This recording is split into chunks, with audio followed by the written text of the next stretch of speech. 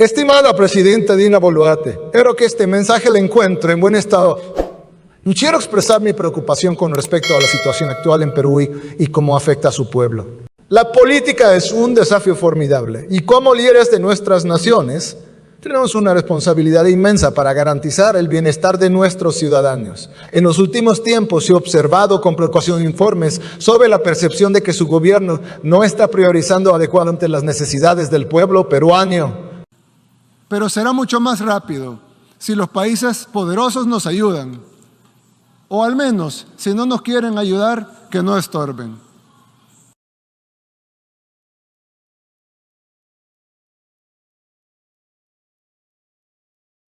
Es como si alguien viviera en una casita muy pequeña y humilde, pero que tuviera un vecino muy rico, cuya casa es un hermoso, gigantesco palacio, con inmensas extensiones de tierra y tesoros inimaginables.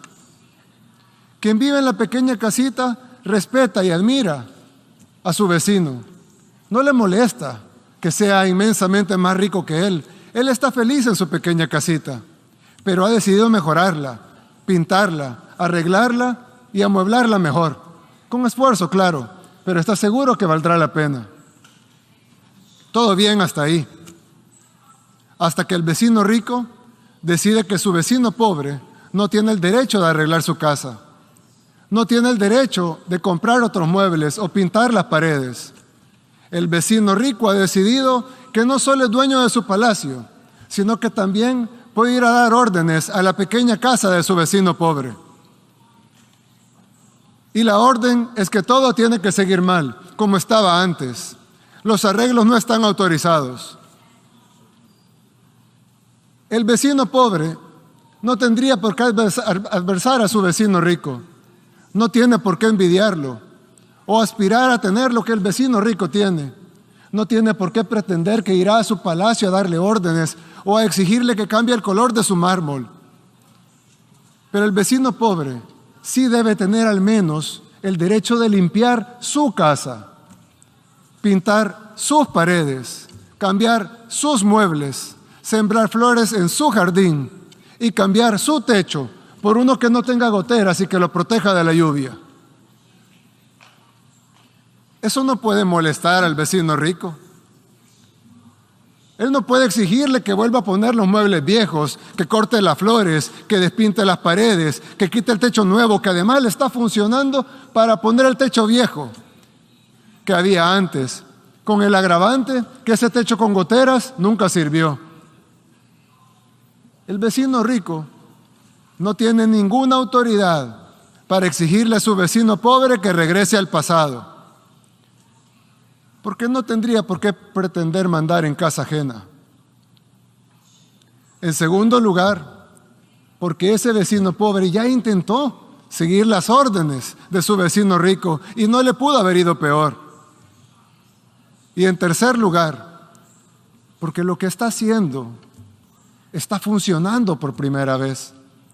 ¿Por qué debería su vecino obligarlo a regresar a como estaba antes? ¿Con qué objetivo? ¿Para lograr qué? ¿Acaso no debería estar feliz que su vecino pobre esté un poco mejor que antes? Por eso digo que la libertad es algo por lo que aún luchamos en nuestro país, en El Salvador. Porque si bien somos libres y soberanos e independientes en papel, no lo seremos de verdad hasta que los poderosos entiendan que queremos ser sus amigos, que los admiramos, que los respetamos, que nuestras puertas están abiertas de par en par para comerciar, para que nos visiten, para construir las mejores relaciones. Pero lo que no pueden hacer es venir a mandar a nuestra casa. Y no solo porque es nuestra, sino porque no tendría sentido deshacer lo que estamos logrando. En poquísimo tiempo, El Salvador ha pasado de ser el país más peligroso del mundo, literalmente, el país más peligroso del mundo, a estar en camino a ser el país más seguro de América. Pasamos de ser un país para muchos desconocido Y los pocos que lo conocían por las pandillas, por los muertos, por la violencia, por la guerra. Pasamos de eso a ser un país conocido por las playas, por el surf, por sus volcanes, por su libertad financiera, por su buen gobierno y por haber acabado con el crimen organizado. Y esos logros que apenas empiezan y que se están consiguiendo en poquísimo tiempo, para nosotros son inmensos. Y tenemos el derecho a continuar en el camino de nuestro desarrollo. Por eso dije al principio que la libertad es algo por lo que aún luchamos, porque todavía necesitamos que se nos reconozca nuestro derecho a ser libres, a ser independientes de verdad. Quise utilizar este podio para decir estas palabras, porque tal vez no solo resonarán en mi país, El Salvador, sino también en otros pueblos del mundo, que como el mío, quieren construir su propio camino con libertad. Unos podrán hacerlo antes, otros después. Para uno será más fácil, para otros será más difícil. Pero será mucho más rápido si los países poderosos nos ayudan. O al menos, si no nos quieren ayudar, que no estorben. Cada pueblo debería encontrar su propio camino. Y cada pueblo encontrará amigos en la búsqueda de ese camino. A esos países, humildemente les ofrezco la amistad de este pequeño país, el más pequeño del continente americano, el país del surf, de los volcanes y de las pupusas. El país que aún lucha por su libertad, pero que está a punto de conseguirla. Hace 3 años estuve aquí, en este mismo podio en las Naciones Unidas. En ese tiempo les dije que este formato era obsoleto y ahora 3 años después nos damos cuenta que lo es aún más. Pero tal vez aún sirva de algo.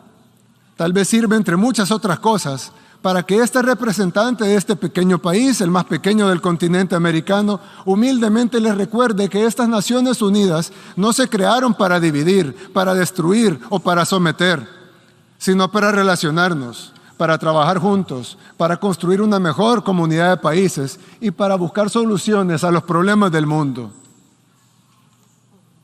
Pero con el respeto absoluto a la soberanía y a la autodeterminación de cada país y de la manera que dice la misma Carta de las Naciones Unidas en el primer principio de cómo sería esta organización.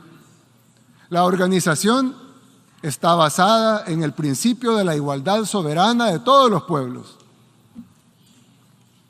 Y como dice uno de los principales propósitos por los cuales se fundaron las Naciones Unidas, fomentar entre las naciones relaciones de amistad basadas en el respeto al principio de la igualdad de derechos y a la libre determinación de los pueblos.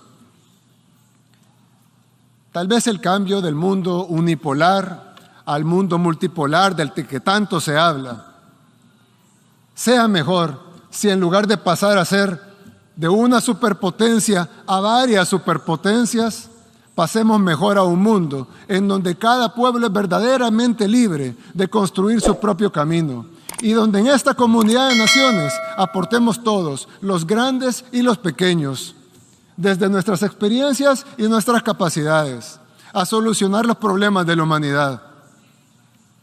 Nadie pudiera estar en contra de eso.